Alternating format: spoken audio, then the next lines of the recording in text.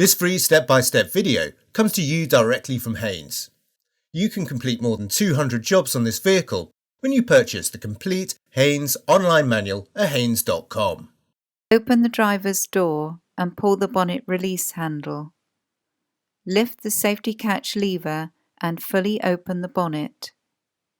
Unclip the support prop from the front panel. Then locate the end of the prop into the slot on the bonnet underside.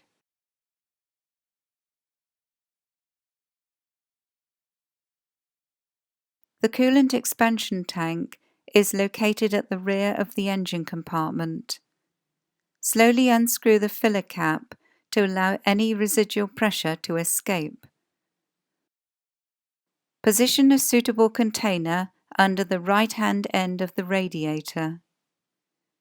Attach a length of hose to the outlet port, then unscrew the drain tap a couple of turns and allow the coolant to drain into the container.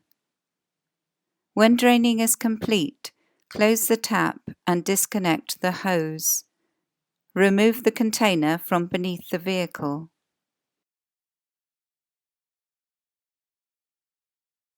Add a 50-50 mixture of antifreeze and water to the expansion tank, bringing the level up to the CALT or cold mark.